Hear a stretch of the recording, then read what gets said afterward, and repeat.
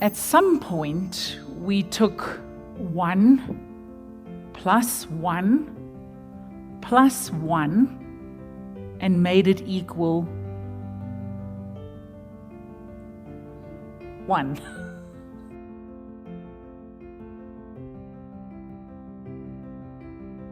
Larry Becker tells a story that he once gave a children's address. And he said that even years later, after giving this children's address, he kept hearing from grateful adults about the theory that it contained about the Trinity.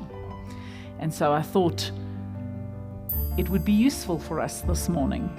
So he goes on to say that at some point we took 1 plus 1 plus 1 and made it equal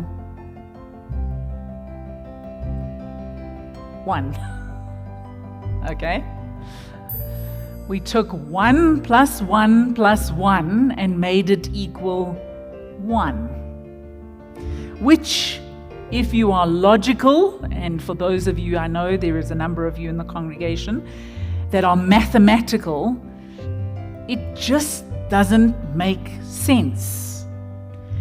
And I suppose maybe that goes with the concept of the Trinity. Pastor, we have 3 gods. Do we have 3 gods, or do we have one? Is the question that often comes from such a theory.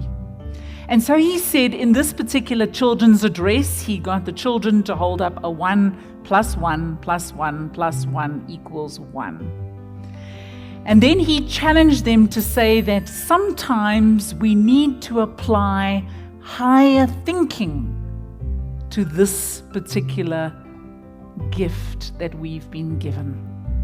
And so he asked the children, because each of them held either a number or a sign, he asked the 2 children that were holding the pluses to sit down and asked another 2 children who were holding the timeses to stand up. Think again. 1 times 1 times 1 equals 1. He then asked those 2 children to sit down and said another 2 children to stand up with the division sign. 1 divided by 1 divided by 1 divided by 1 equals 1. And so there was this understanding that we needed to have a higher thinking when it comes to God and to the Trinity. In the Text for Preaching commentary book, they opened the introduction to Trinity Sunday like this. They said, "The character of God is endlessly urgent in the church and enduringly the subject of reflection and articulation. Trinity Sunday is an appropriate time for the church to reflect on the dynamic tension between what we know of God and our mumbling attempts to formulate and articulate what we know. One danger is to imagine that we do not know about God at all, as though nothing has been disclosed to us. The other danger is to imagine that we have the inscrutable character of God fully captured and domesticated in our familiar formations.